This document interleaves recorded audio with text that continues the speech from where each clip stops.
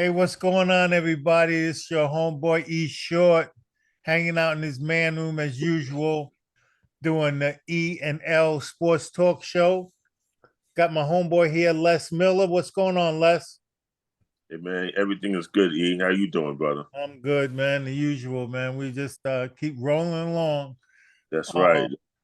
yeah, we have a special guest today who I've known for quite some time. It's kind of like been a little bit of silent mentorship going on for quite some time since I met the gentleman. And it's oddly enough, he lived right next door to one of my high school teammates and a good friend, Monterey Quigley. May he rest in peace. So without further ado, it's our legend of Brooklyn, Craig Smoak. How you doing, Craig?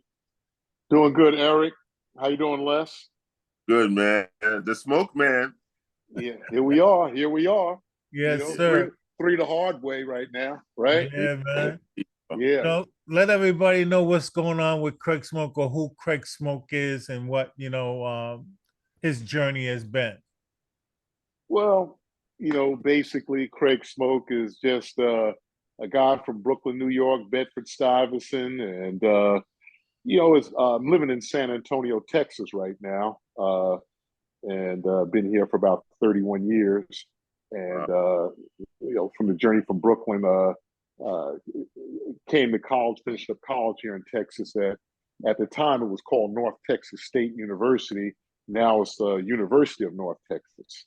And give them a few kudos because last year they won the NIT championship. So There you go. first time in school history that they got to they made the NCAA tournament several times, but to win a national tournament like that, prestigious as the NIT, they sorry it wasn't in New York at Madison Square Garden. They play in Las Vegas now, but they did win the NIT last year. So congratulations to the school there. But just grew up on McDonough Street in Brooklyn and Bed-Stuy, McDonough Street between Reed and Stuyvesant. Reed Avenue now is called Malcolm X Boulevard, but growing up it was Reed Avenue. Right. And school journey basically started out kindergarten at PS5, which is on McDonough Street and Ralph Avenue. Started there at PS5, then went to 262, which is directly across the street from the house where I grew up. Then got bused out into Flatbush and went to an elementary school, 268. Junior high school, Winthrop Junior High School. Oh, when? Went to Winthrop, and from Winthrop, went to Midwood, and from Midwood, I signed at East. From Midwood, I went to Glen Springs Academy via the famous Rodney Parker connection, and Okay. we'll elaborate on that story. And Yes, we will. from and then from Glen Springs, I signed with Eastern Michigan University, stayed there 1 year, transferred to junior college in Texas, McLennan Community College in Waco, Texas. And from there, finished up at North Texas State, as I mentioned, which is now University of North Texas. Mm-hmm. It's the journeyman of journeymans, huh? Yeah, well, they say you get in where you fit in. So I had to find some place where I fit in. So, Yeah, but they prepped you when you were a kid, man. Being bust, you as a kid yeah, got you prepped for being all different parts of the country. wow, that was something else also, because remember I had to catch a bus right there on Macon Street and Stuyvesant Avenue. That was the bus stop, and shoot, if you missed that bus, if you weren't on time, the bus left. So you had to find some other way to get to school. So either you had to take public transportation. We didn't have a bus pass at that time because we were taking the school transportation, the bus, and if you didn't have the money, you might have had to walk to school. I remember a Right. couple of times I had to walk to school. My mother said, Wow. "Well, you missed the bus. You didn't get up. You need to walk." So I had to walk from Bed-Stuy all the way out to Flatbush. Up that big hill going up Utica Avenue, Oh yeah. Yeah. crossing Eastern Parkway, and then Yeah. go down Then go down there. and down the hill to like Empire Boulevard, and then Right. kind of go to the left, and that took me right over into Winthrop. I can't remember the street. So let me Winthrop ask was you a on. question. So you got on you actually were on a school bus during those years, like a yellow school bus? Yellow school bus, exactly. Yellow Because I school don't know bus. anybody that's ever been on a yellow school bus in Brooklyn. Yeah. Yep, I was on a yellow school bus till I went to Winthrop Junior High School. Then they gave us a bus pass, and so I took public transportation to Winthrop. Just took a Utica Avenue bus to, what was it, the B46 Utica Avenue bus Yeah, straight up. you paid a Uh, nickel. You paid a pay, nickel. no, I didn't have to pay anything. Oh, I had okay. a Because I bus know when pass. we rode, we had to pay a nickel, right, Les? Right. No, At, I at that, did. yeah, at that time, I didn't have to pay anything. So just took the Utica Avenue bus up to, I think, Rutland Road or something like that, and got off and walked a couple. Rutland Yeah, Road. We grew up on yeah. Rutland Road. Did you? Yeah. And walked a 74 couple of streets over to Winthrop. Yeah. Yeah. So, but Wow. yeah, that's kind of the education part in New York City. But yeah, and, Wow.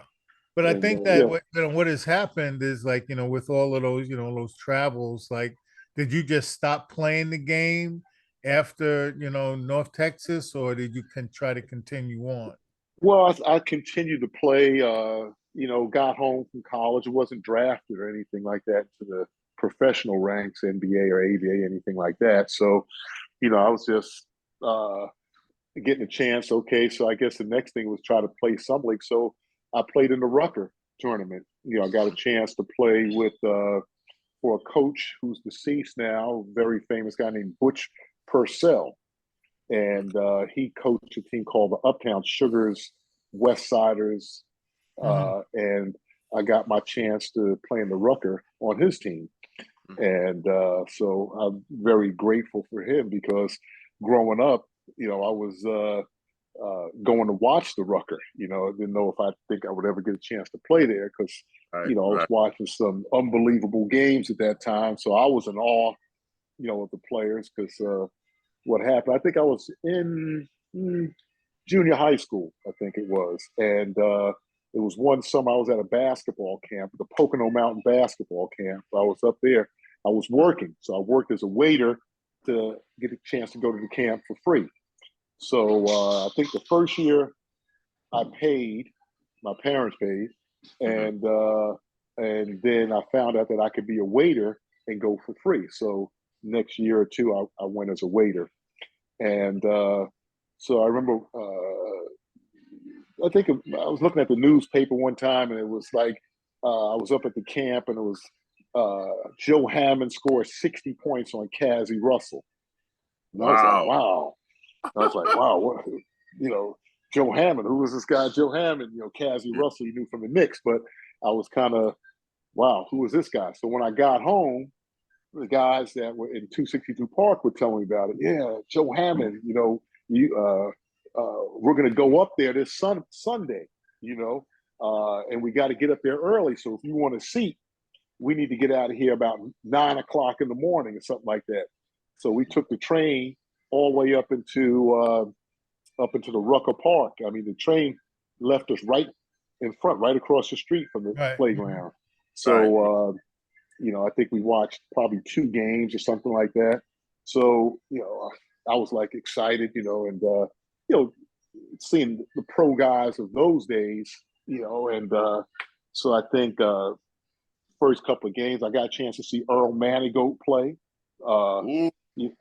Yes, I saw him live. He was coming out of prison, and his story had got caught up in addiction, I guess, with heroin and what have you. And but he was the legend, and I saw him play, and he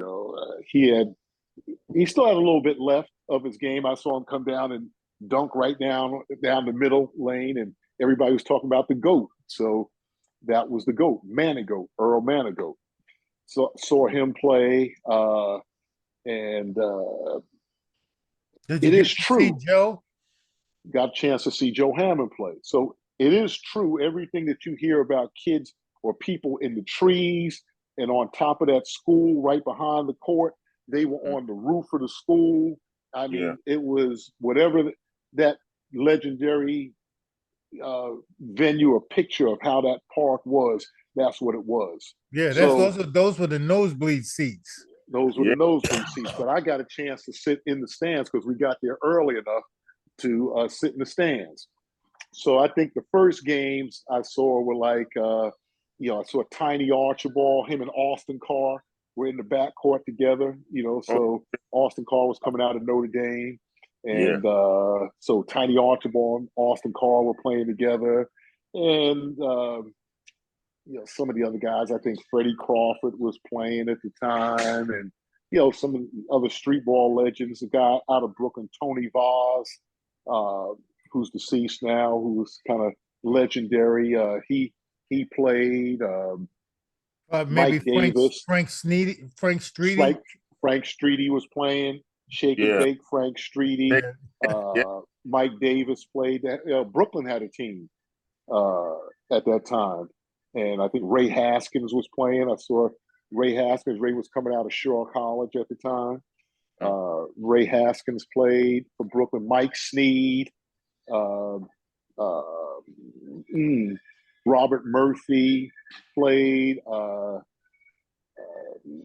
couple of others I just can't think of the names right off the top of my head right now. But one of the Niles brothers, I think, was playing a coach in the team. So, Brooklyn did have a team that represented in the Rucker. Yeah, it was always an Niles Kenny brother. Hall, famous Kenny Lenny Hall, brother tandem around St. John's Recreation Center. But they played on the Brooklyn team and represented well. And so, that was a big experience. And then I think the next summer was the big summer that's when Dr. J played for the first time up there, and everybody was talking about him, but he wasn't even Dr. J yet. He was just Julius Irving, or they would call him the Baby Hawk because, the hands and the way he was holding the ball. Before that, only Connie Hawkins was known for something like that. So, everybody was talking about the Baby Hawk. And so he played for a team called the New York Daily News team. Right. Which I think Pete Vesey had that team. Right. Most of the players were by the New York Nets. Right. Billy Pauls, Joe Dupree, Ollie Taylor, Charlie Scott, Julius Irving, to name a few that were on that team. So that was a big team. And Julius Irving was still wearing the old floppy socks, Converse All-Stars, big afro. And so saw him, and everybody was just waiting for him to, do one of those dunks. And, it came, it's like he cuffed the ball like that down the sideline and flew and dunked, and everybody was going crazy. And he was on, and that was the West Siders. He was on the West Siders. No, that was the New York Daily News. Right. I think a couple of years or a year later, he was on the West Side. Maybe he was on the West Siders, but I remember initially that he was with that New York Daily News team. Yeah. And so the next year, I think summer, it was or it might have been that same summer, and the big game that everyone waited for was the New York Daily News team against Milbank, and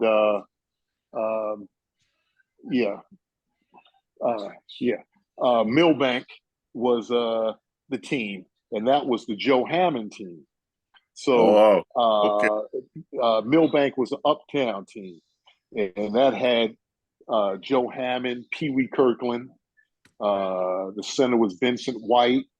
They had a guy named Willie Worsley who played on the University of Texas El Paso team, which was Western Texas, that won the national championship and beat Kentucky. I think they had Frank Streety on that team.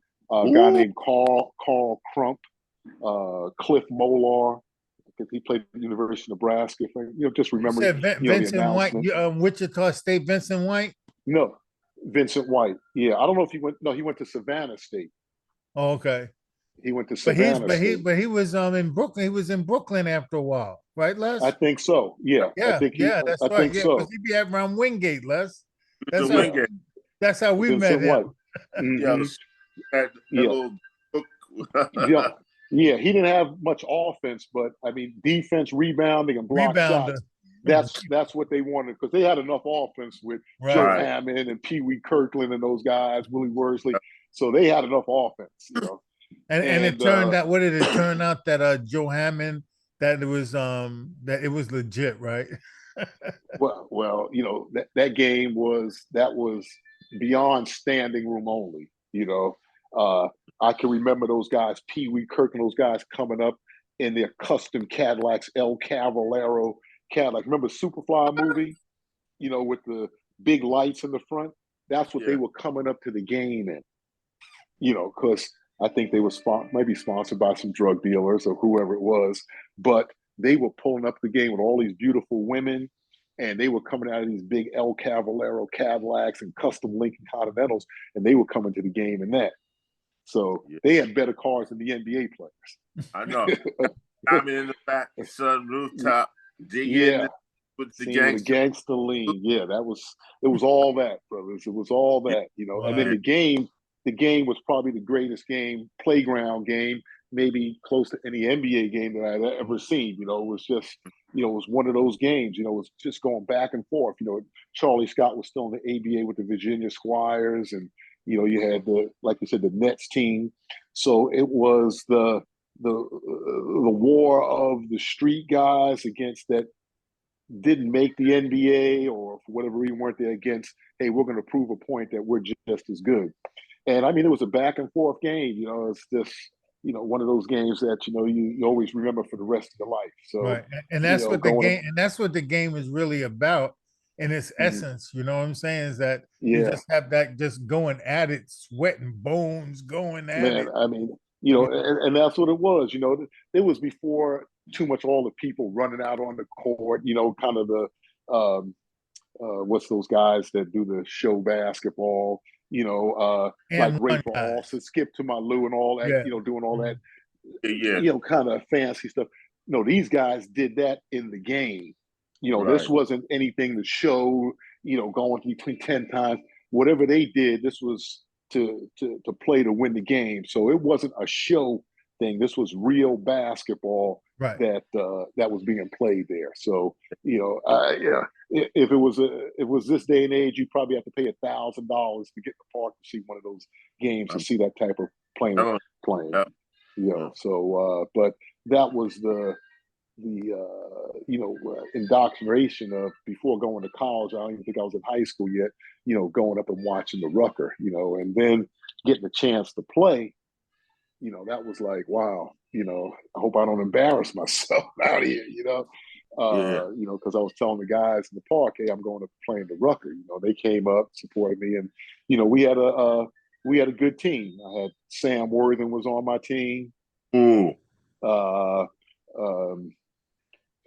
Guy named Mike Flynn that played at University of Kentucky. Who else was on that team? A few other guys I can't really remember, but we went to the semifinals, a game before the championship game, and we lost to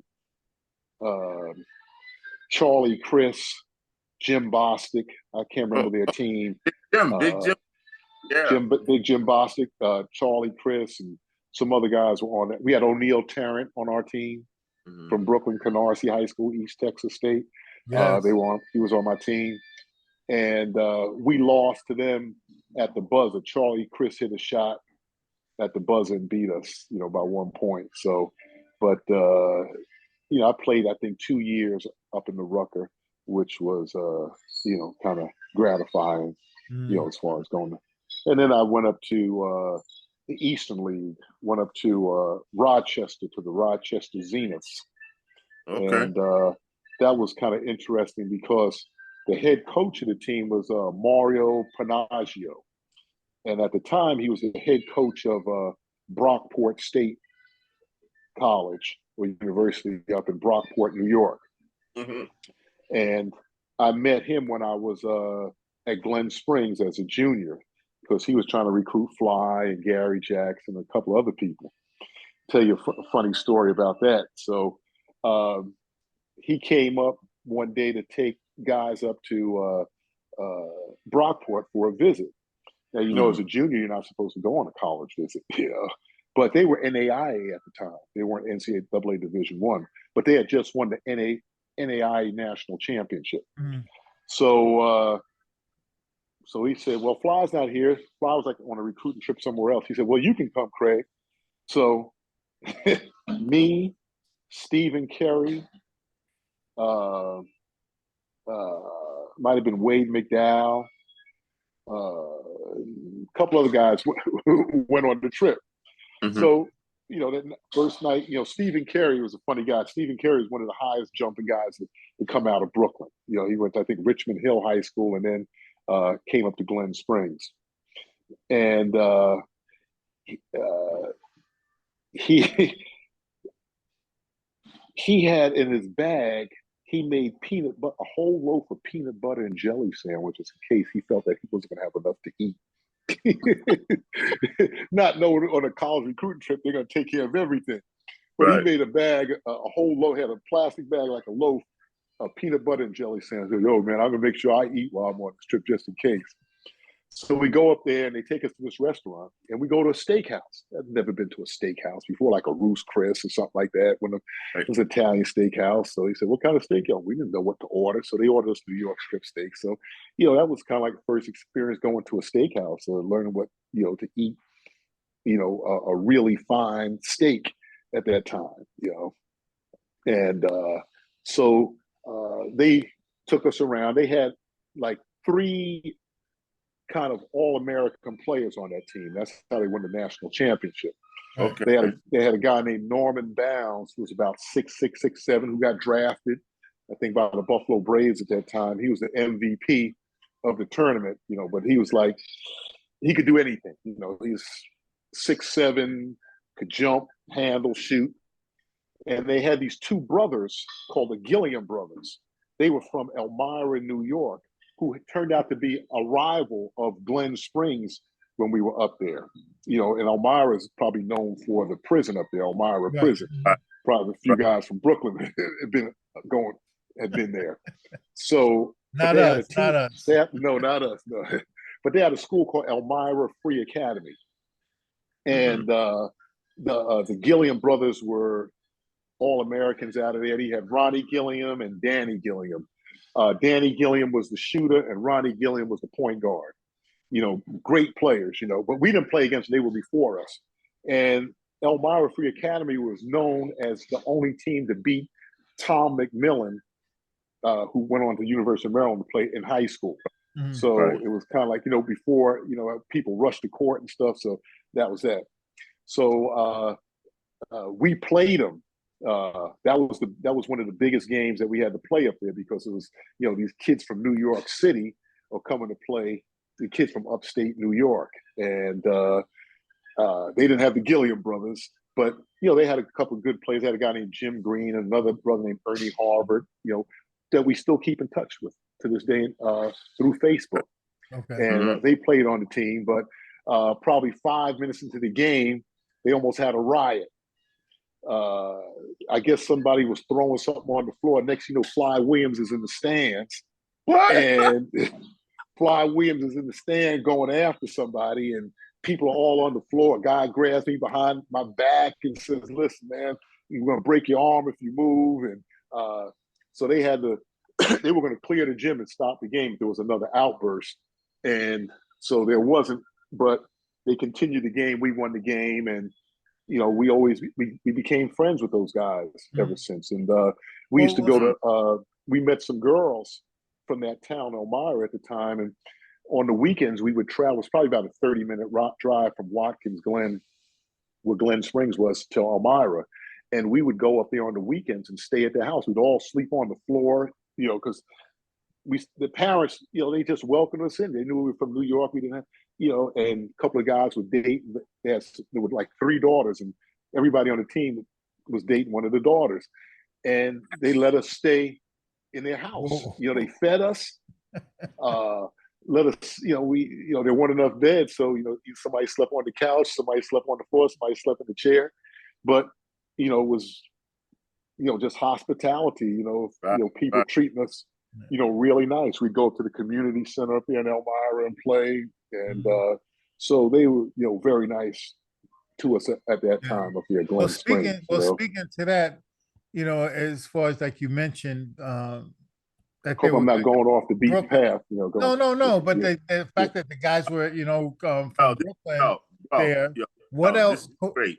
It's great, man. Yeah, but What's that? Who else was from Brooklyn that were on that roster at Glen Springs with you? So what happened was I was going into Midwood High School, our alma mater, Eric. Sorry I didn't get a chance to play with you there, but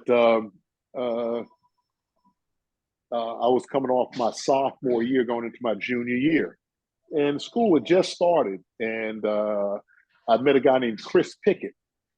You probably know Cricket from Yeah, I know. Pickett from the Heaven is a Playground, and Chris was about 6'6", and I was like, wow, man, Chris Pickett, he's going to be here at Glen Springs, and at Midwood. So I was excited. I said, we got another big man, and then Wade McDowell was coming in there. He was a sophomore. Another brother named Anthony Knowles, rest in peace, was going into Midwood. So Chris was saying, well, don't get too excited because I'm not staying here. I'm going to a prep school. I said, what's a prep school? He said, it's a place where, you go to school to get your grades together so you can get into college. And I said, oh, really? So he said, yeah, there's a guy named Rodney Parker that's hooking it up. So I said, well, hey, I'd like to meet him. He said, okay, I'll tell him who you are, and Rodney came the next day. There was a little basket, right across the street from Midwood, like a little parking lot, and there was a basket. I know. And we go there and play during lunchtime. So Rodney said, come on over here. Let's see, if you can dribble the ball or shoot. So he said, okay, I'll keep you posted. And, Wade said, hey, I want to go. And other brother Anthony, they weren't even on the team yet, Midwood. But they said, hey, I'd like to go to Glen Springs, or wherever he was going to send us. So one night I was in the night center, and my sister came and got me and said, Craig, hurry up, come home. Rodney's on the phone. They need you to go down to the Port Authority bus terminal to catch a bus. So I leave, and Rodney says, hurry up, come on down to Port Authority. You got to be there at a certain time. You got to catch a bus. So myself, another guy named Kevin Williams, who was about 6'8", some people knew him as Super Chicken, and another guy named Chris Banks. He was from the Lefford. He lived on Crown Street, but he went to Lefferts Junior High School. I met him when we were playing Midwood against Lefferts, and he was going to Boys High at the time. And so we all met at the bus station. So it was myself, Wade McDowell, I think Anthony Knowles, Chris Banks, and Kevin Williams. So we took a bus in the middle of the night. It's probably like a 5-hour ride going up to Watkins Glen, Oh, yeah. And they picked us up at the bus station in Elmira, New York, and drove us to Glen Springs, So still the middle of the night. We didn't know what was going on. And so they put us in this room. I don't know if you've ever seen the picture. The first place was a hotel on top of a hill overlooking Lake Seneca. So you overlook the whole town. And it was a hotel, and it closed during the Depression. Then it became a monastery for monks. And then these guys opened up Glen Springs Academy. Wow. There were only about 15 people in the whole school before we got there. I think, if that many. It was like one girl who stayed in a separate side of the facility, and they had her locked up, and the guys stayed on the other side. So all the rooms were the size of hotel rooms, and this was the old days, so they had these big ceilings and big rooms. So they divided it up. They had a big closet, and that's what the rooms were. So we got up there, and we had our own gym up there, which was amazing at the time, unbelievable. And so we were at Glen Springs. So they wanted us, I guess, to take these tests or something like that, like I don't know, it was an SAT test or whatever it was, but we had to take a test. So they said, okay, well, we'll take all of you guys because we want to have a basketball team. And the head coach's name was Dan Rosenfield. So we went home, I think after the weekend, and we went home and talked to our parents and said, well, here's an opportunity. I said, okay, have at it. Let's go. So we packed our stuff up and went back up there. We're going to school. So one night in the middle of the night, probably 1, 2 o'clock in the morning, all of a sudden you hear all this noise, and all of a sudden here's Fly Williams. What? Here's Gary Jackson. Here's Fred Lee. Here's Mike Moore. Here's Stephen Carey. Here's Bradley American. All of these cats are all of a sudden up there at Glen Springs. I'm like, wow. I mean, where did this come from? And Rodney had sent all these guys up there. So now all of a sudden, this coach, Dan Rosenfield's like, he doesn't even know what to do. He's like a deer with the lights on. It's like, what am I doing with all this talent? So, Fly was raw coming out of Brownsville. Everybody was raw coming. Franklin K. Lane. Bradley went to Erasmus. I remember Bradley. I remember him. Yeah. Fred Lee went to Eastern District. I think Mike Moore went to Bushwick, and Stephen Carey, Richmond Hill. So we had a little melting pot of everybody. And so next morning we go out to the gym and have practice. So everybody's staying. So it was like Animal House. It was like truly Animal House. You had these other kids that, were not basketball players. And all of a sudden you got all this talent from New York City coming up here on this team. Yeah. So they put everything together, and next thing you know, we're playing. And so we just start beating everybody. Danny Odoms at the time was going to St. Thomas More out of Connecticut. And so our first official game was in New York at St. John's Recreation Center against Harlem Prep. Okay. So, we had to come and not be embarrassed. Harlem Prep, they had a guy named Dwayne Smith, I think it was. He went to Long Island Lutheran, and then I guess he went to Harlem Prep. Tell you a story about him in a little bit. But he was on that team and some other guys. So we won. We beat them, which, it was like, wow, we came back home. We let these guys from Harlem beat us. So next thing you know, we go back up there. So we're beating everybody we play against, because there was nobody that had the talent to beat us up there. Absolutely. And so our next big game is so Rodney scheduled a game for us to play against Mount Vernon High School. And Mount Vernon had Ray Williams, Earl Tatum, went to Marquette. Ray Williams, rest in peace, went to Minnesota, University of Minnesota. He had his brother, Sam Williams, another guy, Gary Johnson. So this was the biggest game in New York State at that time. I mean, it was packed, standing room only. It was like a Rucker game inside a gym. Yeah, I mean, people were up to wherever the sideline, all the way around, packed the gym was. We lost, and it was kind of a learning thing for us, but they had a better established program. We were just together a few months. Those guys have been playing together all their lives, and they had a New York State Hall of Fame coach at Mount Vernon at that time. Right. So, Fly didn't have the greatest game that game. He had a good game, but Earl Tatum showed out. He won the game for Mount Vernon at that time. So, that kind of put us in the shock, that, wow, these cats can play up here at Mount Vernon. And then we had another big game against St. Thomas More, at St. Thomas More.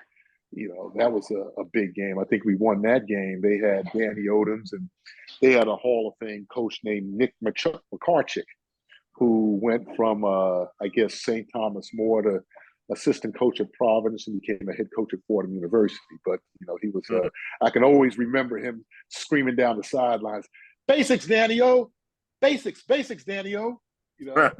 Playing the game, And so, Danny-O went on to Austin P. It was kind of like a package deal at that time with Fly. And Danny-O went to Austin P together, right? From high school. So that's how Austin P got on the map. Coach Leonard Hamilton, who's now the coach at Florida State, was the assistant coach there at Austin P. And he was coming up to Glen Springs all the time to try to recruit Fly.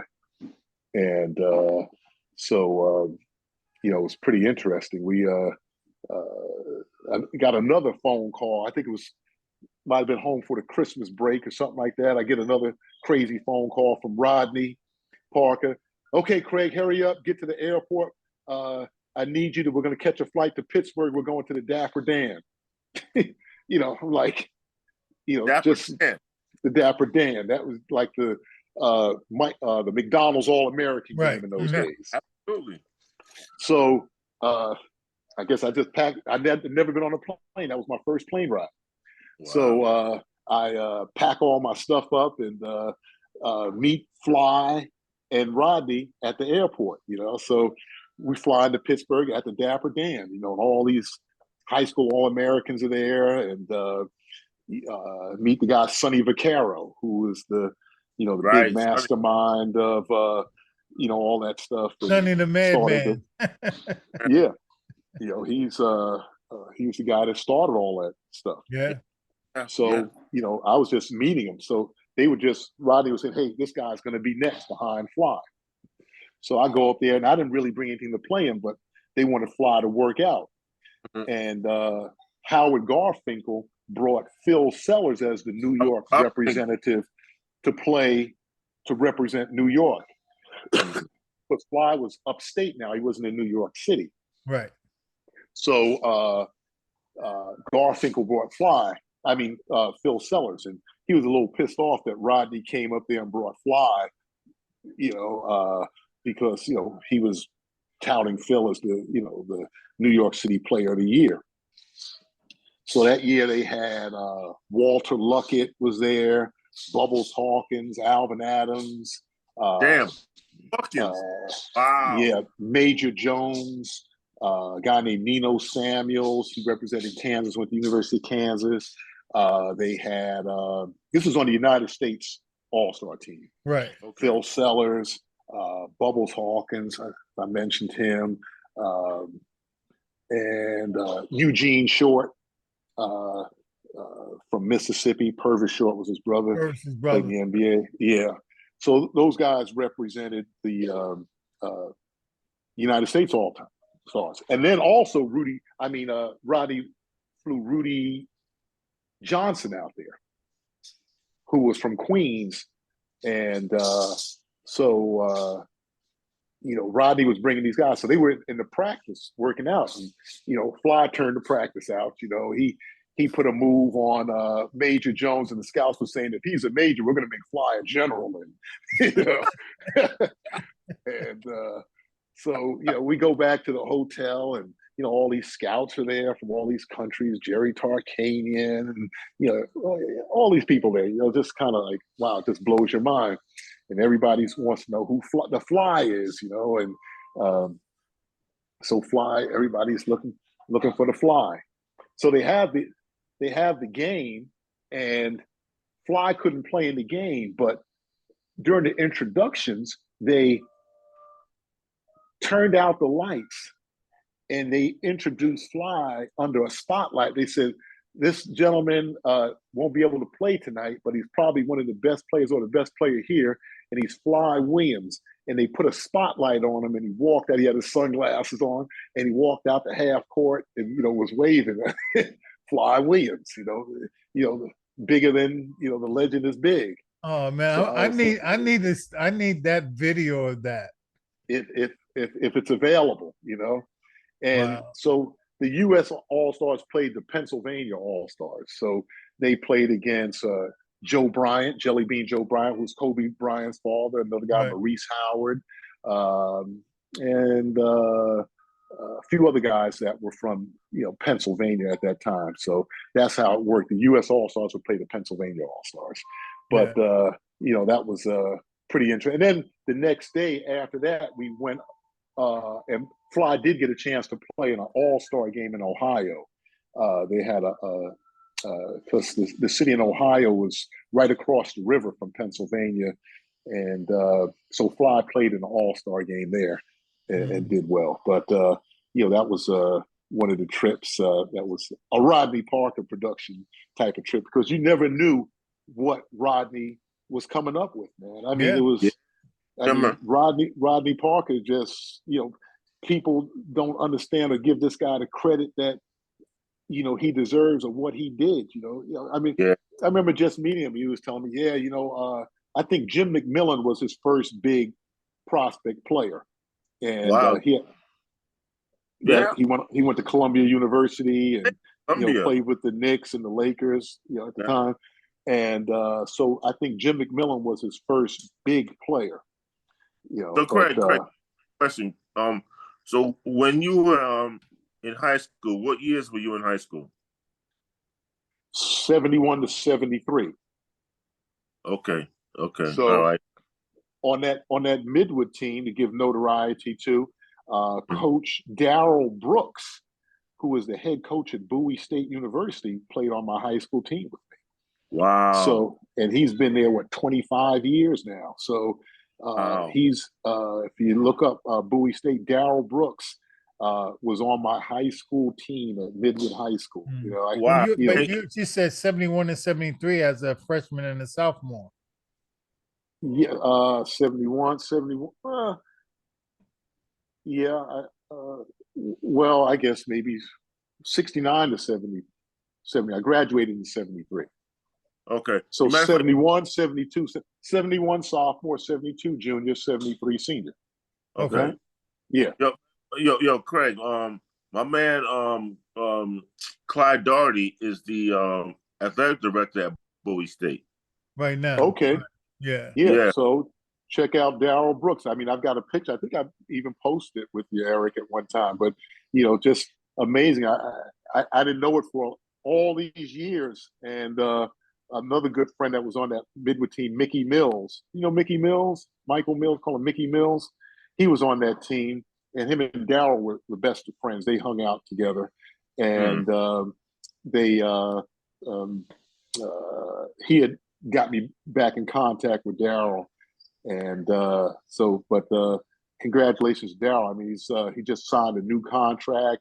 He'll probably retire as coach and become athletic director for the school. But Darrell's It's doing funny really big things.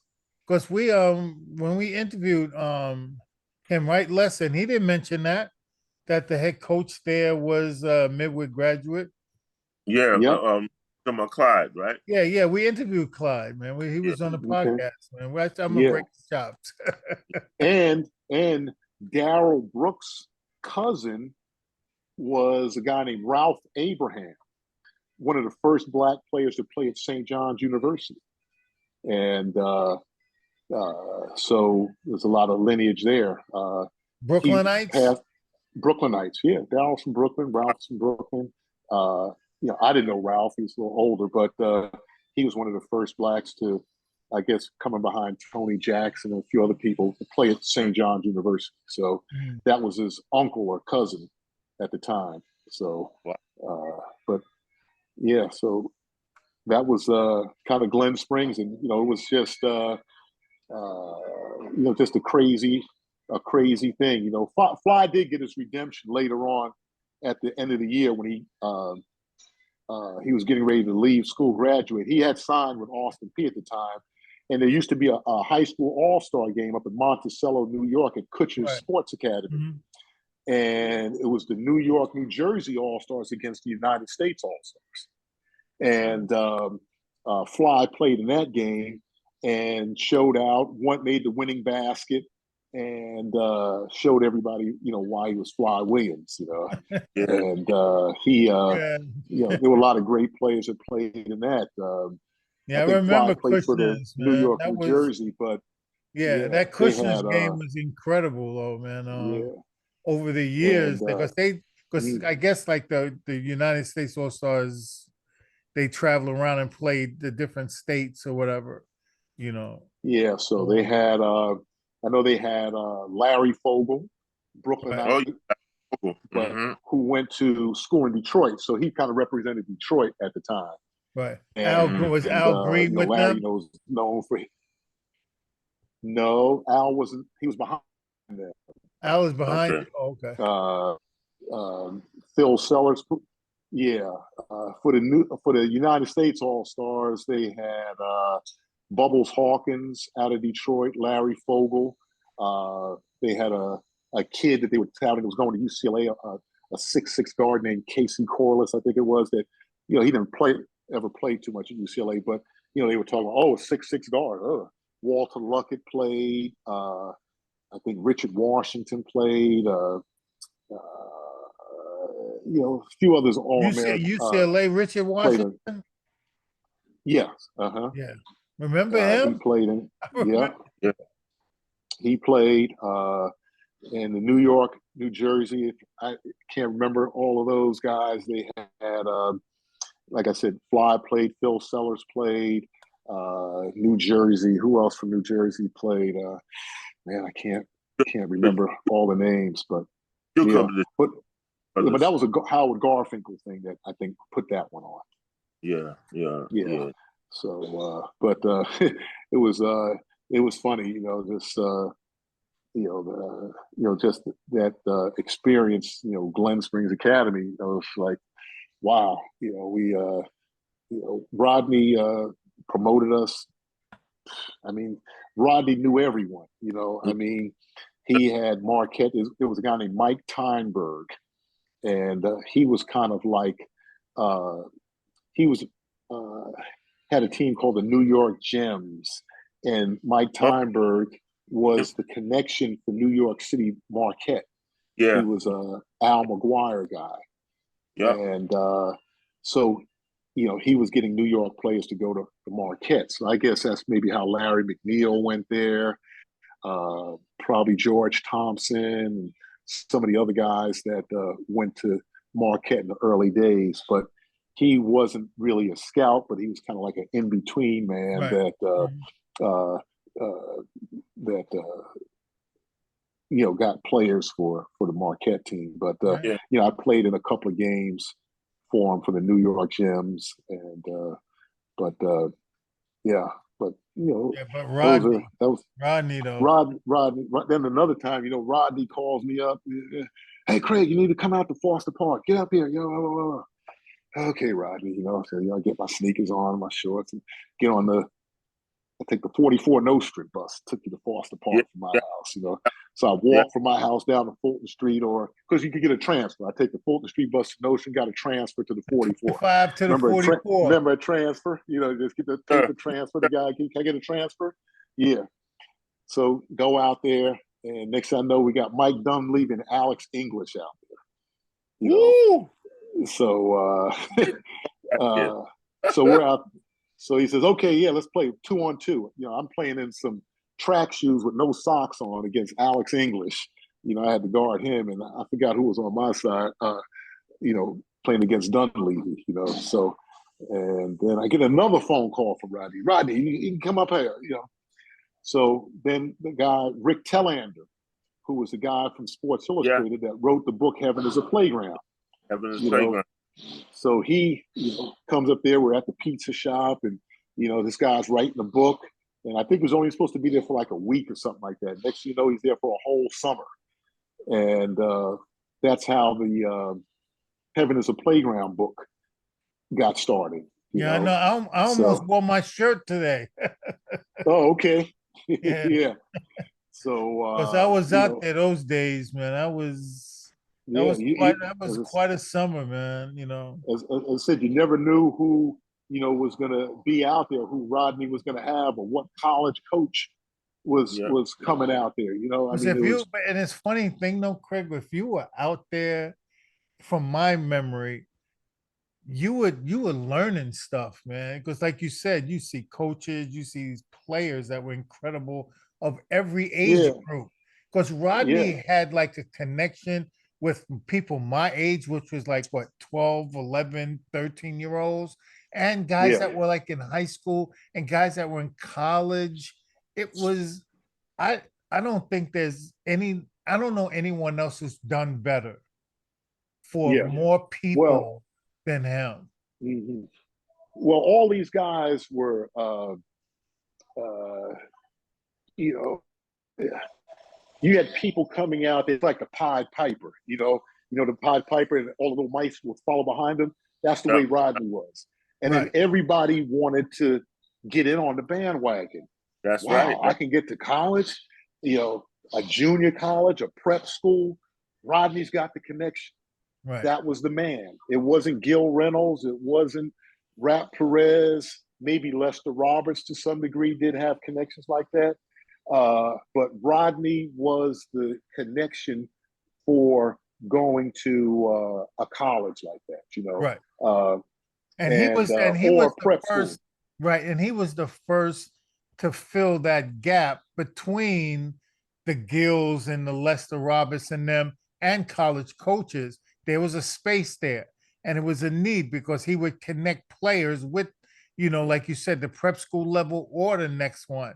And it was visionary. That was visionary stuff, man. Nobody was doing that. No. And but you have to understand, Rodney's profession was a professional ticket scalper. That's how he made his living. Wow. Rodney was a professional ticket scalper, and here's another story. Rodney said, okay, Craig, come meet me at Madison Square Garden. I'll get you some tickets for the Knicks game. So me and Chris Banks, we were best buddies at the time, hanging out. So I said, Chris, let's go. Rodney wants us to come to Madison Square Garden.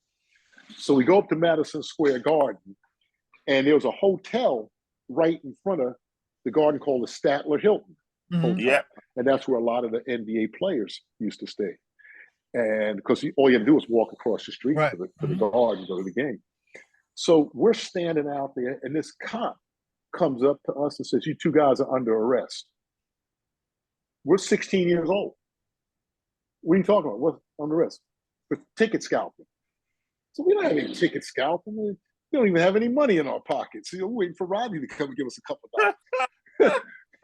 So he said, you two guys stand here. You're under arrest. So we're like waiting for Rodney to come back. So Rodney comes back and says, hey, Rodney, this cop is arresting us. Says we're selling tickets. He said, man, these guys are high school basketball players. These guys are All-Americans. What are you talking about? We're going to, these cats. He said, no, I saw them selling tickets. So this guy comes over. I can't remember his name. He was a doctor or a pharmacist. And he says, hey, Rodney, what's going on? He said, hey, this cop's trying to arrest my guys here. He says, hey, listen, I'm a doctor. And he pulled out his identification. I can vouch for these guys. He's a high school ball player. These guys aren't ticket scalpers. And he said, okay, I'll let you guys go. And he let us go. Wow. So out of here.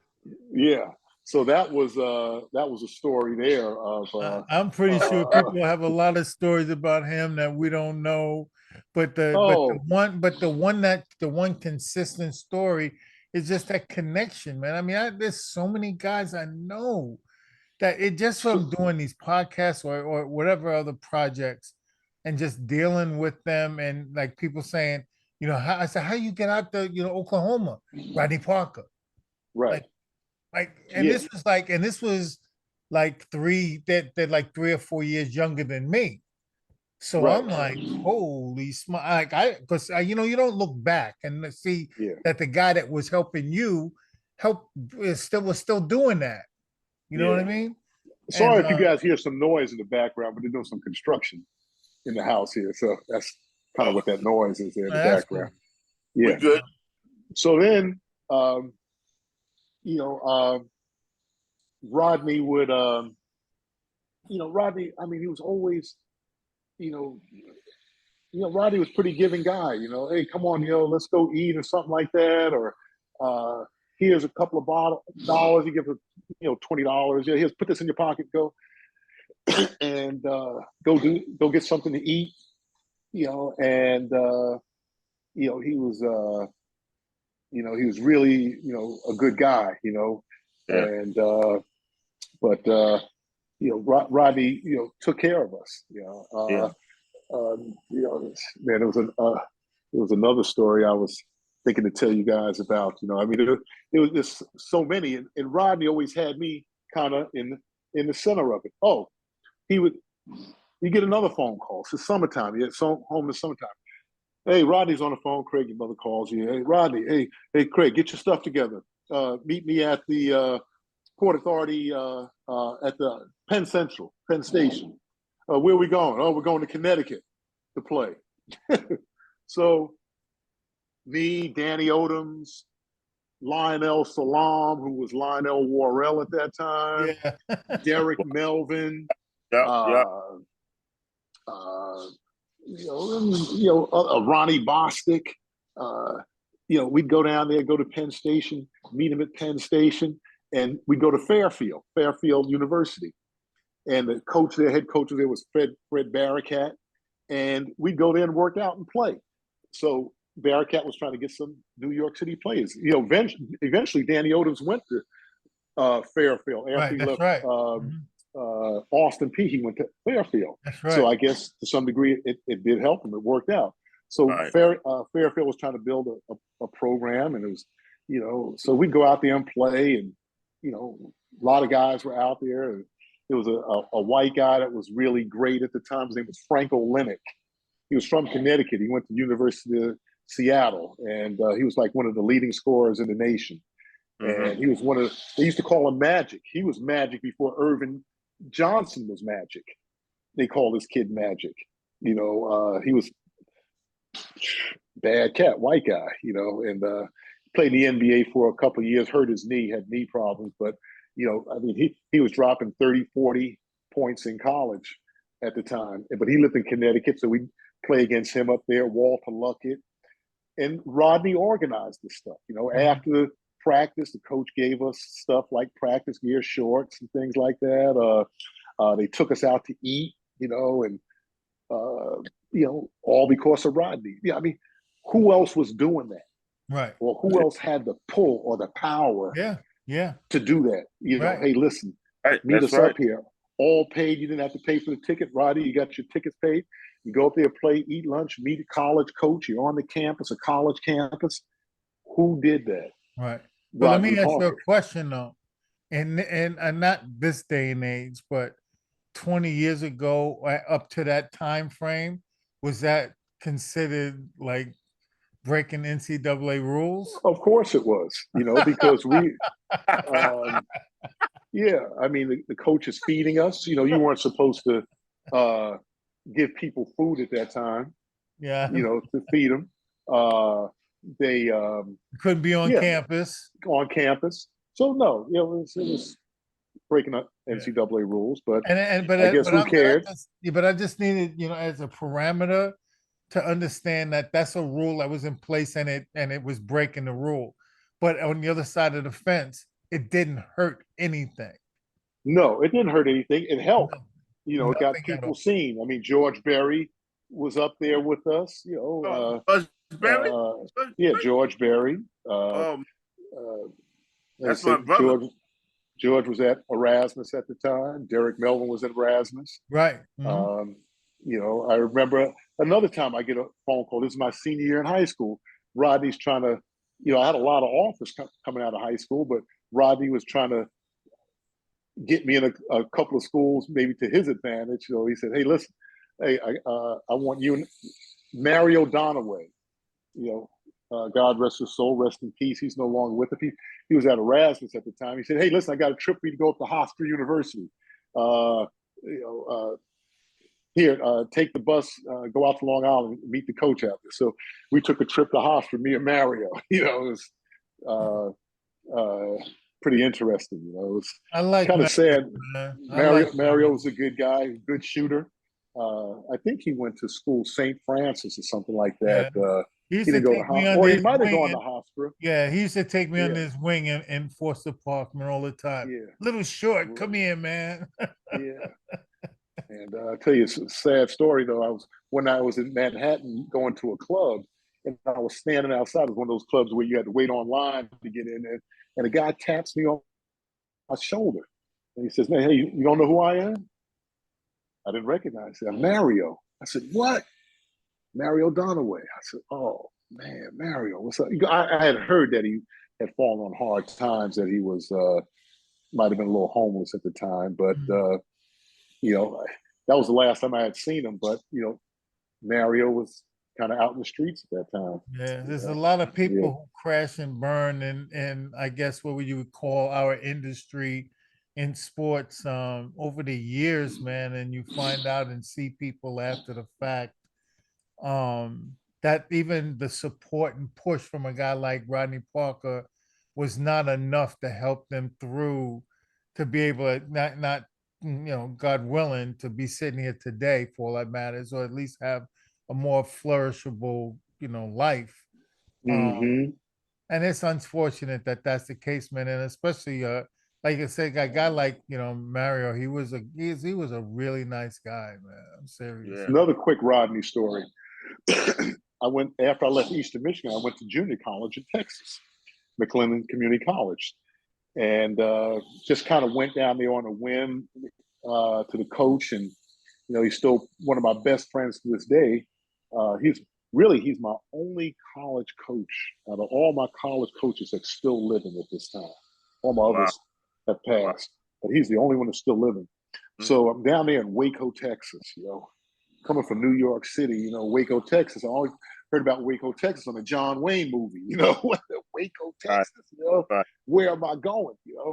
And because I was trying to get into San Jacinto, but at that time they didn't take major college transfers. So the coach of San Jacinto, him and my coach, Coach Carter, were good friends. So he referred me to Coach Carter. Mm. So I'm there at the college. So it's one of those another midnight player coming in. All of a sudden, this guy comes in. His name is Carlos Blackwood. He's from Panama, but he's living in Brooklyn. Played on the Panamanian national team. About 6'3", 6'4", built like a tank. Could have been a football player. And Rodney sent him down. I don't know how. How did Rodney find McLennan? I just don't know how that happened. So Carlos is down there at school with me. And so Carlos, he's in school, but he find out that Carlos was illegal. And Carlos didn't have a visa or something like that. So he couldn't enroll in school. Mm. So one of the guys on the team, his name was Tom Box. His father was a millionaire, multi-millionaire. His father played professional football for the Baltimore Colts with Johnny Unitas. Mhm. And so his father was in the cement business. He lived in Dallas, and he lived in cement business. And so he used his private plane to fly Carlos to Panama to the embassy so he could get a visa to stay in the country and go to school and play. Wow. Use his private plane. And then they somewhat not adopted him, but took him as a guardian. Right. And, Carlos is still part of that family. Mr. Right. Box Kinda is like a deceased sponsor. now. Kind of like a Yeah, sponsor, it was right? like his sponsor. Yeah. And Wow. Carlos would go to his house, his big mansion on the weekends, and they had maids and everything, and they took care of Carlos. They set him up with a bank account to get started in life. And Carlos, yeah. So Wow. Carlos went to the University of Dallas, played there. After college, Carlos worked for Mr. Box in his cement plant and became a foreman for Mr. Box in one of the cement companies. Wow. Nice. So, But you asked yeah. how did Rodney Parker figure out the McLennan, and it's like and you know how, and this is it from like I said before, how I've been talking with other people. It's like whoever set their stake in the sand somewhere. Rodney never forgot that straight line connection. So you were the connection. It was you. It was you. I don't know. Because It's that's like, how the California connection was. All those guys at Riverside and Right. and Mesa, they all have those connections back to Brooklyn to him. And right. he didn't forget that. So he would use that same pipeline constantly, and he just created more and more and more everywhere. Yeah. And that's that's the pitch man, boy. You got that skill set. Yeah. And, Yeah. Everybody's here's another interesting Rodney story. I don't know if it's true or legend or whatever, but supposedly it was the World Series. Supposedly Rodney got a hold of George Steinbrenner's tickets to his box, and he sold them to somebody. And so I guess they're coming down to their seats, and there's some people sitting in Steinbrenner's seats, and they say, "Listen, what are you doing in the Mr. Steinbrenner?" Said, "Hey, I got tickets for this." It's And standing strong. this stands wrong. We got tickets. And they said those are Steinbrenner. Somebody stole them. And supposedly Rodney was the one that got the tickets. I don't know how he got them. I'm sure he didn't steal them, but whatever. But he got a hold of some tickets there and sold them to somebody. They were in Steinbrenner's box during the World Series. Wow. Yeah. That's unbelievable, man. Wow. I mean, Yeah. and this guy, and because of like he's touched so many people, the stories could be that they're actually endless. They I really remember one are. night we were at Rodney had me come on up. You know, it was one another Rodney's phone calls. Craig, come on up. Meet me at Madison Square Garden. And go to Madison Square Garden. I think it was an ABA game, and ABA NBA All Star game or something like that. And you know, after the game, you know, we're out there talking to Gus Johnson and John Brisker. You know, and then we get in the cab and we go to their hotel. You know, and who can do that? Who had that kind of pull that you're for in a real. hotel room if you're not their agent or something like that, or Right. somebody powerful, and you're in there with Gus Honeycomb Johnson, Honeycomb. John Brisker, Honeycomb. John Brisker, you know, the notorious John Brisker. You're hanging out with these guys. You know, I Right. remember Gus Johnson said, "Hey, smoking a cigarette. Hey, don't follow me. Don't smoke cigarettes. Don't smoke cigarettes." You know, and was in a hotel room with those guys because of Rodney Parker. Right. And that You know, connection, man, it's just exposure. yeah, Wow. You yeah. know, who can pull those type of strings For the right Right. reasons, to get though. you in?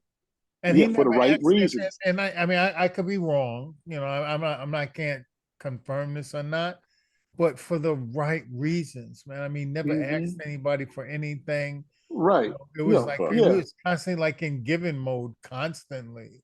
You Right. It's like Rodney had, I'm telling you, Rodney had the pull that the other guys didn't have. Next thing Yeah. you know, I get a phone call, Rodney, me and Danny Odoms are at Madison Square Garden. You know, I think I have a picture posted.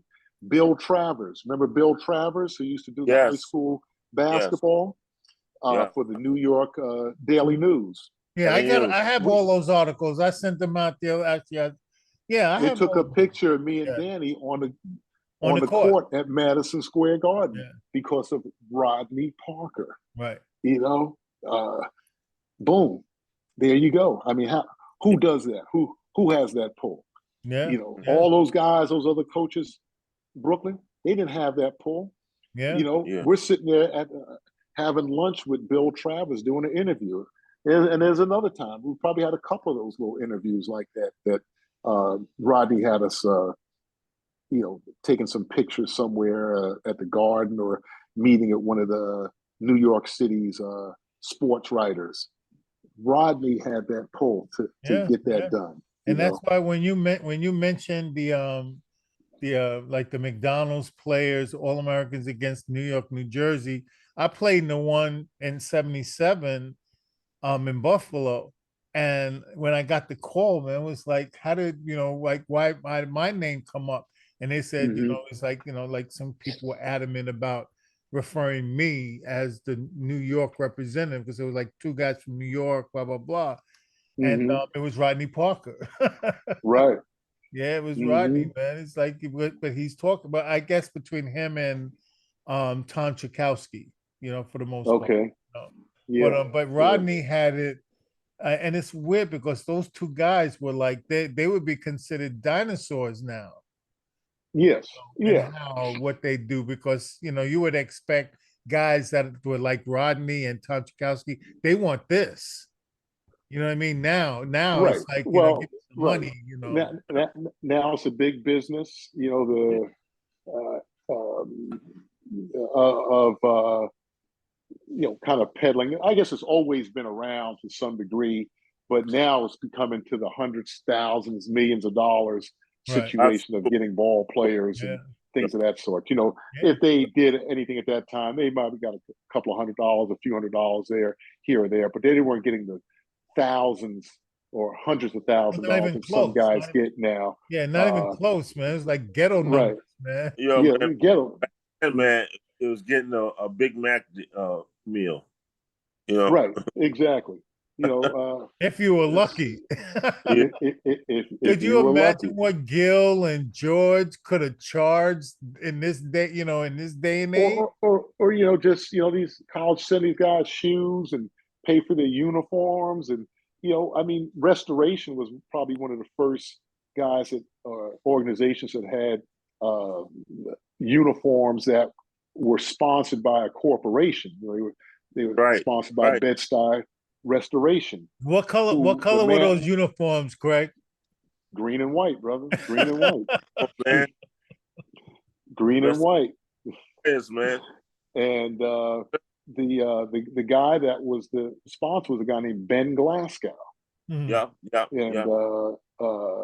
who was in charge. I remember Gil said, "That's my boss," and he got us those little bags that you can put over your arm to put your stuff in. It said, Those green you had bags, man. right, and you had Yeah, two restaurant. You had the Restoration Flyers and the Restoration Eagles. Eagles, right? right. Wasn't Gil was Gil, the Eagles, and the Flyers was George Merton. right? That's That that's was the right. restoration place on Ralph Avenue And between Macon Halsey, and Halsey. right? Right. So that was the Flyers organization, And that was all because of the Kennedys. Right. Yeah. Right. Yeah, Yeah. yeah. That sponsored that. They had those summer programs, summer jobs at the time. Man, I had And a job. all those things ended. And that Job. helped to the demise of Mhm. the young black culture in inner cities, because Yeah, guys I remember they had jobs where they were painting houses during the yeah. I summer. guess what you You know, said, Les. Though exactly. Yeah, What you say, Les? yo, yeah. I painted brownstones, man, and right, that's uh I met Sam Perkins. right. Sam Yeah, Perkins. There was a guy, Chico, who yeah. worked at Restoration, who took Sam under his wing. Hmm, Sam lived hmm. on Macon Street, Yep. and Yep. Sam used to come around, look up to me, hey Craig, what's happening, and Chico took Sam under his wing and became his guardian and moved him upstate New York, and the That's rest right. is history. You Hmm, he had Sam. Sam was very raw at that yeah, time. He was just long, rangy kid, yeah. and he took him up there, worked him out, trained him, and like you said, he became an All-American, North Carolina Olympian, NBA career. That's That's Sam Perkins. that's right. That's right. Yeah, Yeah. And so, Yeah, and that's he was one of George's guys too. You know. yeah, that's what yeah. that's my dude, man. Matter of fact, one of his nephews is one of my godchildren, man. Yep. Hmm. Yeah. Mhm. So another story about Waco. So my coach calls me his Jackie Robinson. Wow. So I was the first out of state player to get a scholarship to go to McLennan in Waco. They never had any outside players. Uh-huh. So after the coach from San Jacinto called him, Coach Carter, and said, "Hey, I got a player for you." So he went to the athletic director, and the athletic director said, "No, we just keep New York players. We don't out of state." He said, "Well, if this out of state player helps us win games, do you want to give him a chance?" So he said, "Okay, I'll let you get one. But if he messes up, you don't get any more." So I was the first guy that got there, First one. Hmm. first one to go to McLennan. So the Because story. didn't Benny go there too? So that summer after I left, Coach Carter came to Brooklyn. He said, "Hey, can you get me another player?" So Coach Carter stayed at my house with my family, and we were at St. John's Recreation Center watching some games, and Vinny was playing. And he said, "Man, who is that guy?" "Oh, that's Vinny." Vinny scored about 30 something points. He said, "I like him. I want to take him back." And he said, "When is this guy playing again?" I said, "Well, let's find out." So Vinny had a game the next day. He said, "I just want to see if he can do tomorrow what he did today." So next thing, he probably scored about 40 something points, you know. And next thing you know, we're at Vinny's house and talking to his parents, and Vinny said, "Okay, if it's okay for Craig Smoak to, you know, to go there," and I gave him my seal of approval that coach would take care of him, and he signed. And the next year after that, I got Sam. So I got him 2 pros out of that package and several All-Americans, you know. So, and also that same year, he took Vinny. There was a guy named Larry Johnson. They called him Goof or Lurch, and he was at school at South Carolina State. He didn't want to go there. Hey, Craig, man, help me out. I want to transfer.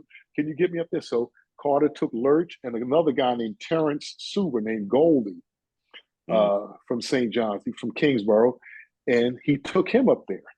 So, you know, next year he took, like I said, he took Sam, and you know, he should have stayed because we had the pipeline going. He went to the University of Oklahoma after that year, Sam.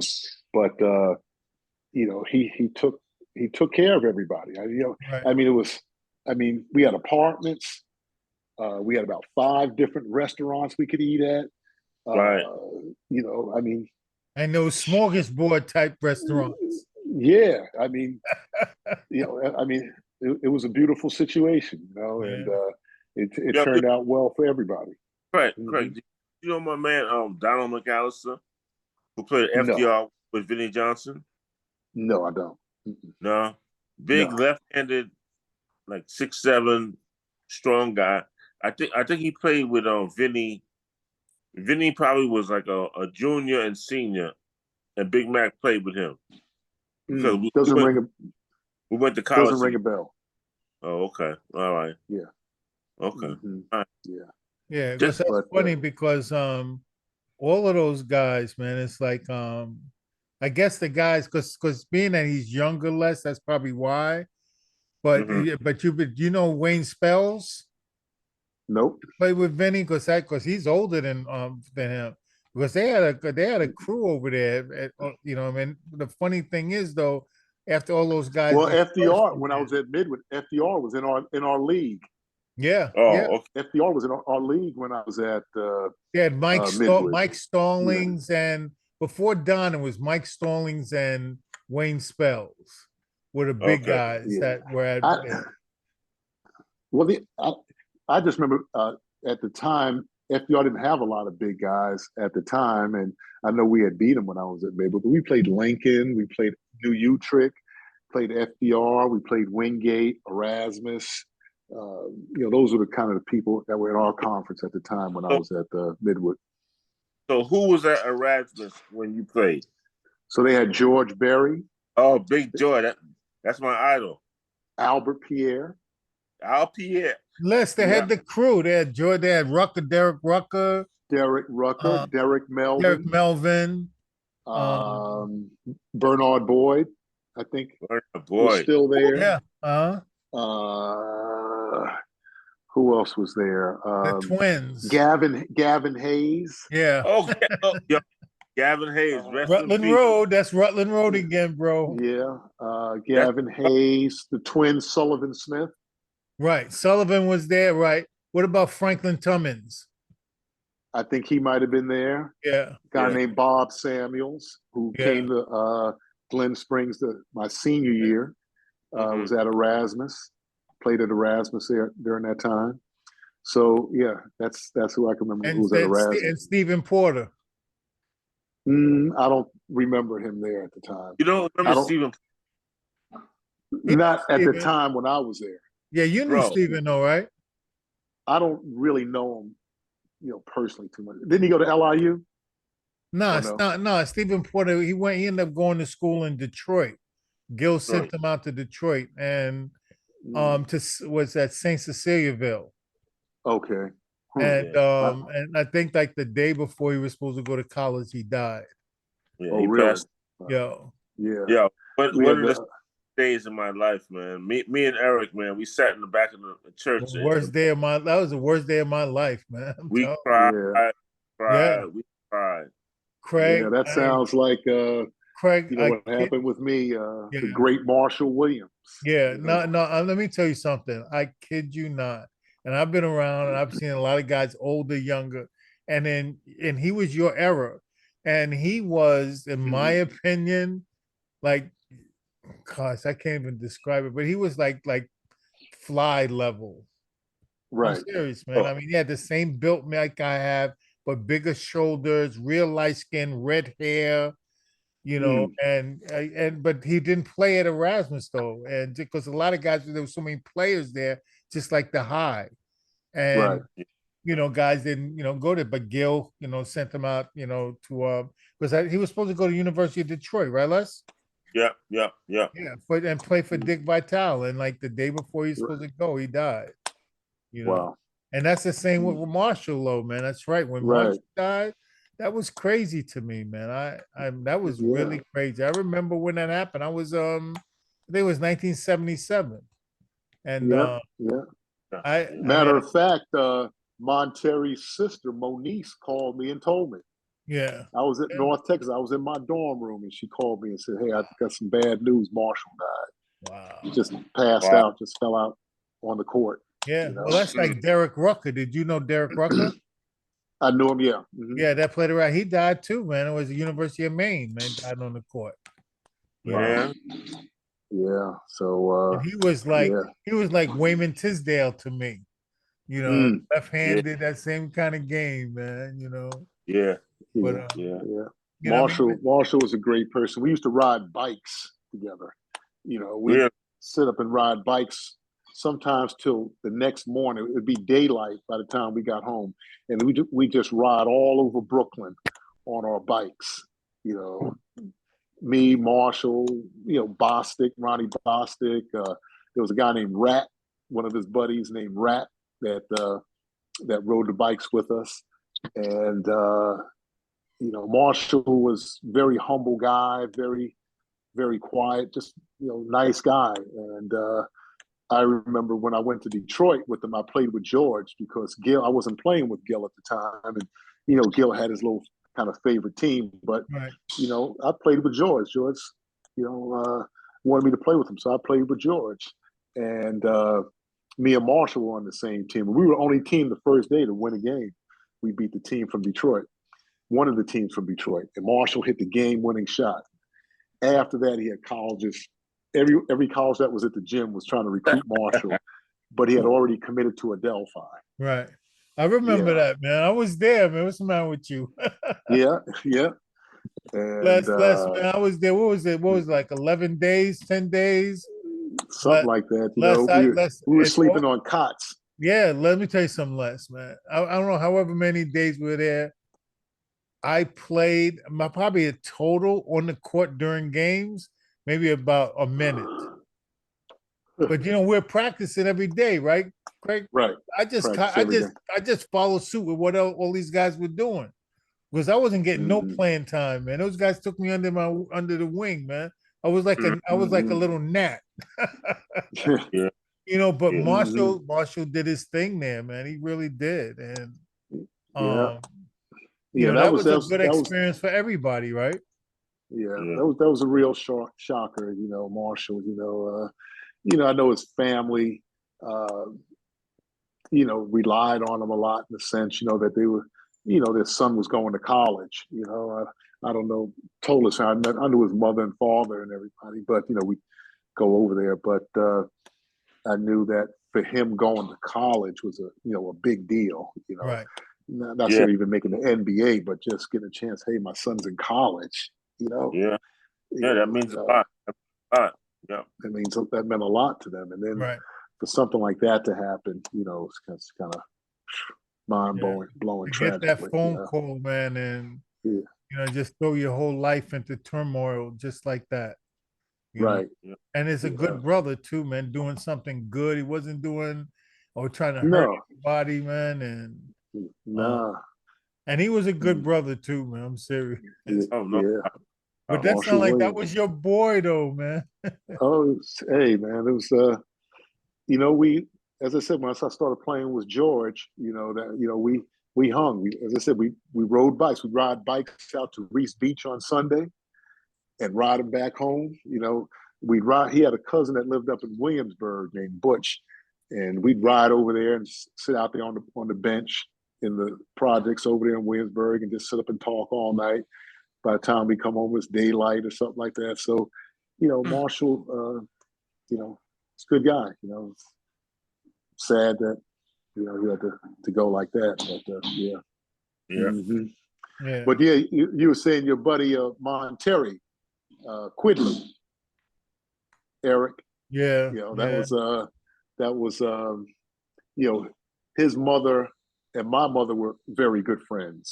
Okay. And so, you know, we were that's how our family knew each other, from Moniece, Wendell, Maurice, and Monterey. Yeah. The four brothers, you know, and four kids in the family. And so we so we knew each other for many years Yeah. within the And that's family. another And then, tragedy, man. And yeah, I that's think like a what's real his name good told brother, me. man.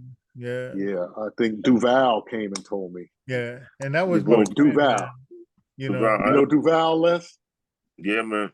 Yeah. You gotta And know that was my Duval. friend, man, big time, man. I mean, like at Midwood, Yeah. man, it was like, you know, They used to call him brother. They yeah, called him that's brother. what they called him, bro. They called you know, Monterey brother, man. Monterey brother, He right. was just there Mhm. for everybody, man, and holding his newborn son, put him down, and then had a massive heart attack, man. And from what I gathered, they weren't expecting him to survive that long anyway, because he had heart problems, you know. Right, Yeah. yeah. Mhm. And it was known, you know, and that's why for me, like I think about it all the time, man, was I knew that I had heart problems, Mhm. but he never shared that with people. No one would ever know. Mhm.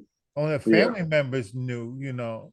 But that's why when like let's hear stories about me after us knowing each other so long, and he's like, "Dang, I didn't even know," because you know Yeah. you don't share that publicly. Not in our day, you know, your private business is private. You know, this Right. day and age, I Yeah. would have announced it on Instagram. You know, I'm sick, Mhm. I'm ill, you know, or something. But you know, but he was Yeah. a good brother, man. He really was, man. I cried like a baby at that funeral too.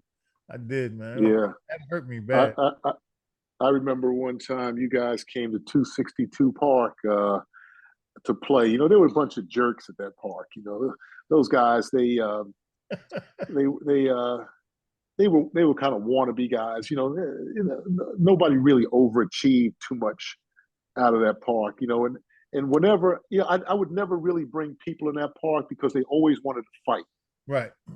You know, they you couldn't get out of there unless you had a fight. You know, It if they wasn't just lost, competition. It was like, you know, we're trying to show you up, you know. right? Yeah. You know, okay, and I remember you guys brought a white guy to the park, and you guys were playing. We were playing full court, and all of a sudden they jumped on this guy. Yeah. And I Les, was it was like, the craziest thing. It I was said, the you guys are craziest thing. It was 262 guys are crazy, man. They yeah. tried, even the guys out from there, the guys tried to jump me one time. Man. I was going to college. It was in the summer I was getting ready to go and I was playing. One of the guys poked me in the eye. So I stopped playing. I said, I'm out of here. And I'm walking out the park. And remember those old milk crates that the milk used to come in? Yeah. Yeah. Yeah. And I'm not talking about the plastic ones, the wooden ones with the metal Oh yeah. trim that had the bottles. Milk. The guy was trying to sneak up behind me and throw a milk crate and hit me with it behind my back. One of my buddies said, "Hey, Craig, watch out. Guy's trying to sneak you with a milk crate, you know." There's guys in the neighborhood that know you. You probably went to school Yeah, with, you know. these guys I play with all the time, but Yeah. you know, these guys were frustrated because I was going to college. They Yeah. weren't. You see, Yeah. so you know, a lot of that stuff for those guys was frustration. Yeah. You Yeah. know, That environment was really funny, man, to me, man. they didn't have With the sometimes the guy that was, opportunity. yeah, the guy that was there, he had gathered a whole bunch of us together, and that same gentleman challenged Brooklyn, USA to a game, Craig. Like So you know the guy I'm talking about? yeah, Gary Sheck. I'll just say he's like friends with Gotti, but I'm not gonna go anywhere with that. But nevertheless, no, he on dead serious is the truth. He challenged Brooklyn, USA publicly in St. John's Rec Center to play against like Albert King, Chisholm, Rudy Johnson, all of them. I'm serious. And then I had to go and try to get Kurt Redding, Jesse Massey, Monterey, Eric Green, like get like the guys that did play for them. And we lost like by 3, but it was like a big deal, man. And but they jumped this guy less in the park. I'm telling you, it was the craziest thing because I had to protect him to get him out of there. It was the nuttiest thing, but he was talking junk too, white privilege type of. Yeah, I think he started talking a little bit, and I guess one of the guys took it personal, and I was like, man, you guys are crazy. I said, you guys are crazy. Well, I mean, they shouldn't chase the guy out of there or try to, but that's growing up in Brooklyn. You had to have a tough skin in certain places to survive. So, it wasn't for the weak at heart to some degree. And people take seriously in that ownership of that park, man. It's like that's their turf, so to speak. So that's our turf. That's my hood, right? Don't come in my park talking no junk, man. So but the experiences of Brooklyn, man, are like so massive. Like especially like as playing a sport, like you said, playing, with organized teams, playing in the park, those street agent guys. I mean, and then all of us as players, everything has been, a joy to experience because what we've gotten out of it, and let's listen to your stories, man. I mean, it's like things that you don't know. As you're going through this process. And but it makes us who we are as athletes. We were on a little roll there. Yeah, that little departure from the show, man. That worked for me though. But yeah, man, back to the the point at hand, though, Craig. Really appreciative of you coming, man. Big brother. I mean, it's been a while, man, since we talked. Well, it was I hadn't seen you in a long time since that first Heaven is a Playground reunion down on Orchard Street. Right, in Manhattan, Manhattan that time. I hadn't seen you in years, and it's like, damn, Craig Smoak, big brother, until Rudy's funeral. Right. But that Heaven was before Rudy's funeral. So I know, but I'm saying I hadn't seen you until Rudy's funeral. At that time. So, it's been a while. But as I said, I remember you, young Eric Short, and I always remember George was very high on you, and then the Midwood thing, it's always I said, wow, me and Eric could have probably played. I would have probably been a senior, you'd have probably been a sophomore. Might have had a chance to play together at Midwood, at that time. Craig, do you remember me busting Eric's ass? all the time. Yeah. I got jokes. Yeah. Did you guys ever go out to Reese Beach and play? And come on, man. Oh yeah, we basically lived out there, man. Remember Reese Beach, boy, on a Sunday? Yes. Oh wow. Early morning. Craig, the funny thing was we would play in the Rucker, come downtown, playing West 4th Street, playing Wingate Park, Nero joint, right? And then go out to the beach for the last game. Right. And wow. Yeah. And we drinking like Coke 45 and out all Saturday long. I'm telling you, games like from place to place, and sometimes we're on our bikes going to place to place. On our bikes and ride the bike, drink some Old English 800, Right, yeah. Well, Not me, man. I wasn't the alcoholic, man. I don't drink. Yeah. Well, I was. And that's what I did. Yeah. Colt 45. I know you have some Colt 45 in there. If you didn't have no OE when you went to the beach, come on, man. Right. All right. Quick story, right? So Move your hand, Les. I'm at the beach, right? Yeah. So we're playing against Fly Williams. What's my man with the Wayman Wayne Freeman. Yeah, Wayman Freeman. And goddamn that fucking big ass Stretch Graham. Okay. So now I'm playing against these guys, right? Stretch Graham is posting me up and he grabs my fucking ass. And I had to beat his fucking hand off this shit, right? He's like, I said, motherfucker, you don't know who I am? He says, who the fuck are you? Okay. Next play down, I dunked on that motherfucker. I said, now you know me now, motherfucker. Okay? How you like me now? Exactly. But I was like, yo, Stretch, man, you don't know who the fuck I am? I'm like, come on, man. Come on, man. Wayne Freeman, I got him started. Really? I recruit. Man, I've recruited so many players and got so many people in the schools. A guy that went to Winthrop with me, who was one of my best friends at the time, Keith Wilkins, who passed away several years ago. He played at Tilden after we went. I went to Midwood. He went to Tilden. Okay. And Keith did well in life after. He worked for the New York State because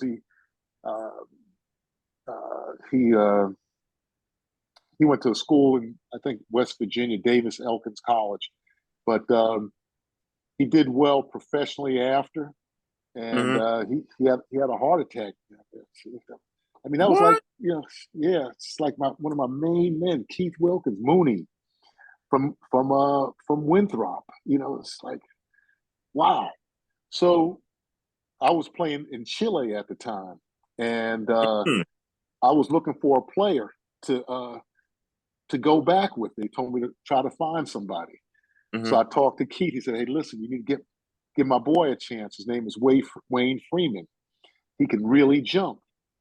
And I said, "Okay, I need to see him play." And I took him sight unseen. I took him because Keith said he could play. He's from Brownsville. Yeah. And Wayne used to wear tassels on his shoes. A tassel, that's it. That was the man. Yep. And I said, "Okay, Wayne, get your passport. We're going in about a week." And next thing you know, Wayne came over there and turned it out. We won the championship. And from there, he went to France, Israel to play. And, he beat. Flying. He's flying. He flies, man. Flying, man. We used to call him Baby Boy. Yo, he man. He was the youngest, so we called him Baby Boy. Yeah, man. Wayne Freeman. That motherfucker impressed me, man. I played in France too, and I seen this motherfucker. I'm like, come on, man. This shit is unreal. If you give him a step, you're getting dunked on. Yes. Yes. Don't give him a step, you're getting dunked on. Come on, man. Come on. And he was so slim. He was slim, but strong. Right. We used to wrestle. And I mean, it was like fighting a grown man. I mean, you couldn't beat him arm wrestling. Yeah, and he was, but it's not just that though, man. It was kind of like he was like a slim guy with the mind of a running back because he didn't care about the contact. And he was going like, and he's going like, nothing's going to stop him. Like once he decides, once that rocket is launched, you can't call it back. And he gets you, and it's quick, it's decisive. I mean, well, none of us celebrated anyway, but if he dunked on you, man, it was kind of like you got to come out of the game. because the feeling you have after being dunked on by him is kind of like he makes. Listen, I seen him hang some people up over there, and I mean, boy.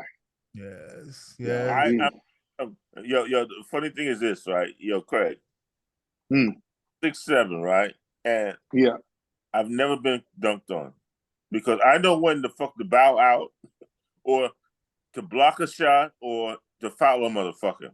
Okay? So when Wayne would do that shit, man, I'm going to hit the ball out of bounds. Because it's like you're too late. It's always the statement that comes out of your mouth after the fact is, oh, I was too late. Always too late, bro. posterizing me, motherfucker. Yeah, you know. He's going to do it, bro. But Wayne Freeman. that's Brooklyn for you, man. That's the story of everybody that Yeah. you know. It's like He's somebody. he's living in Orlando right now. Yeah, Oh, really? yeah. Do you have his Yeah. number? Now he's on Yep. Facebook as well. He's on. Facebook. Yeah. Yo, Wayne yo, Wayne you- very rarely answers, but you know we you got to get him. catch him. Yeah. Yeah, Yeah. But yeah. yeah, Yeah. he's in Orlando. Yeah. there you Okay. go. Well, listen, man, it's been gosh, another long show. Yo, man. Mhm. Yo. Everybody, I just want to thank you, Well, Craig, for showing up. let me just finish up here. Okay. I got to get this in. So we were just talking about Okay. Brooklyn basketball. So I just want to tell you just how I got started. You know, Mhm. because I couldn't play. And there was a park across the street, and there was a guy named Robert Reed, man, rest his soul.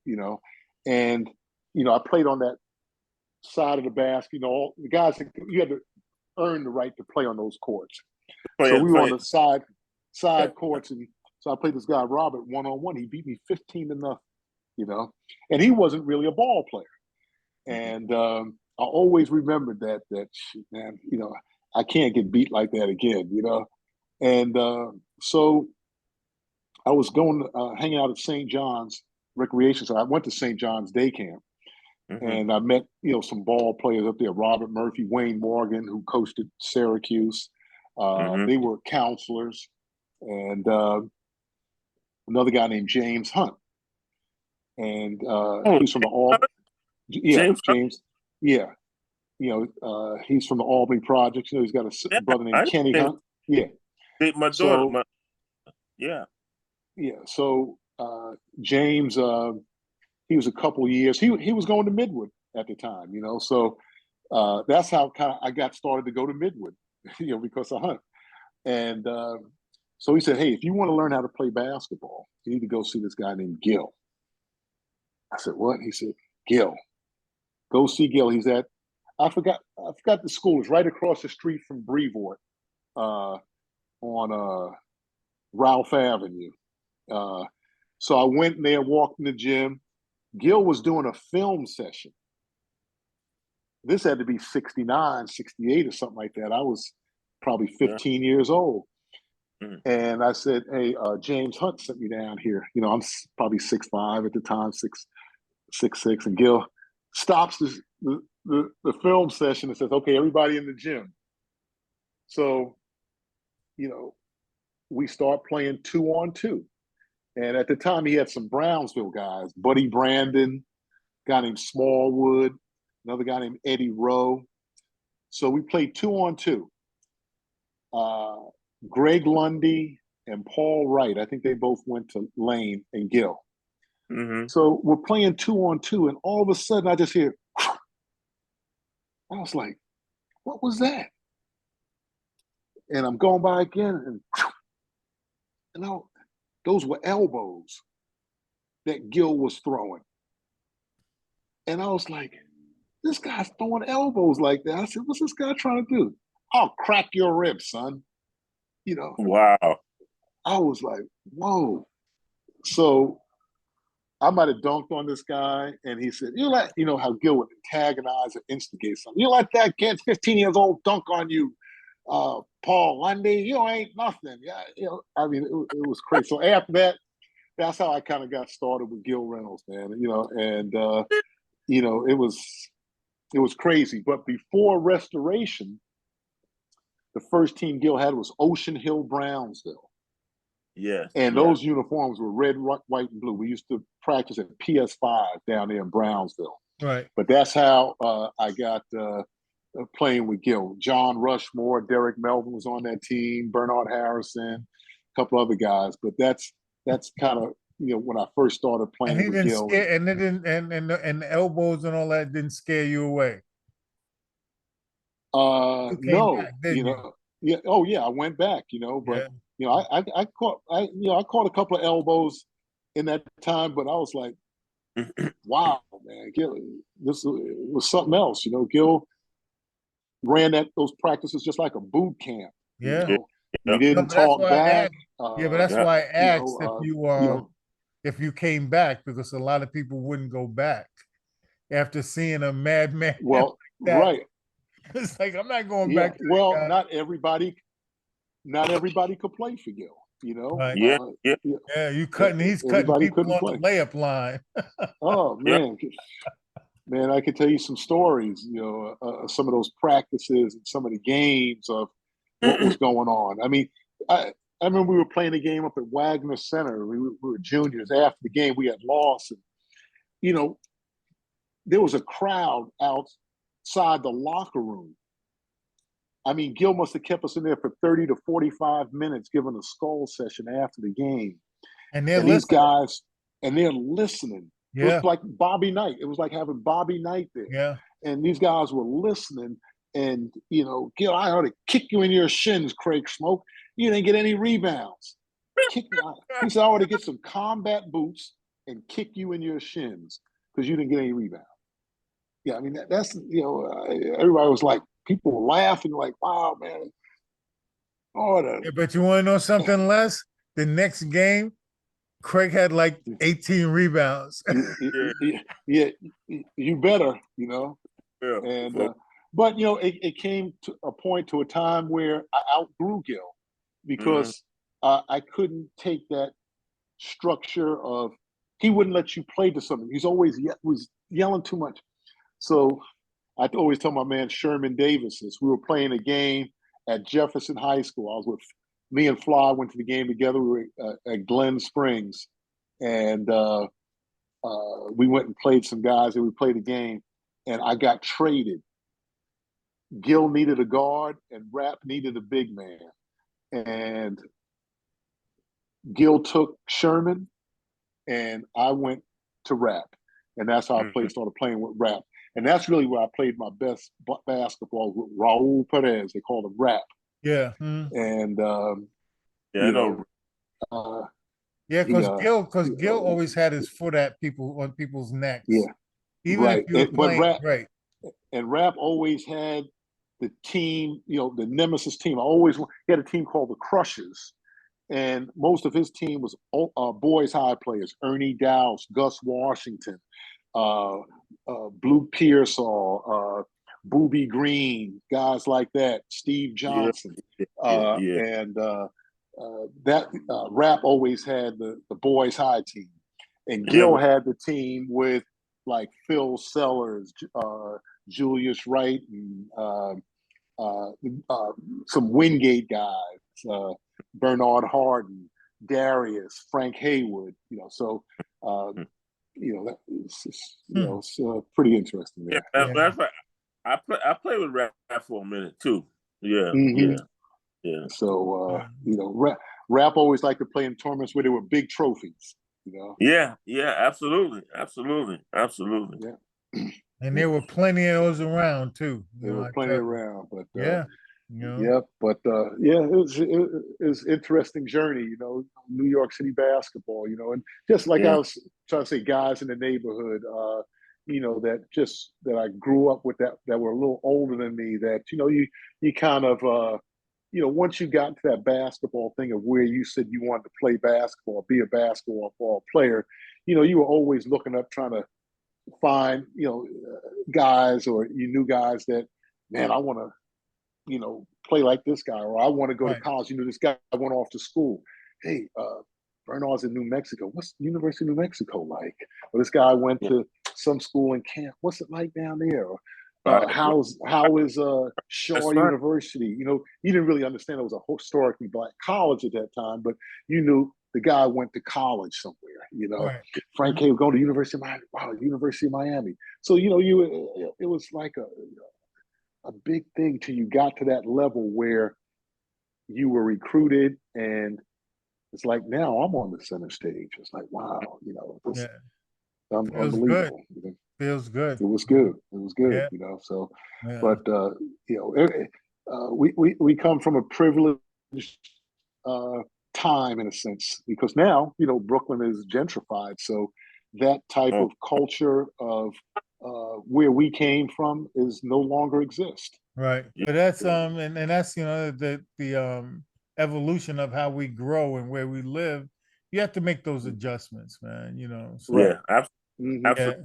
yeah. Right. But yeah, Yeah. man, listen, man, God, we going way beyond the call of Yo, duty here, man.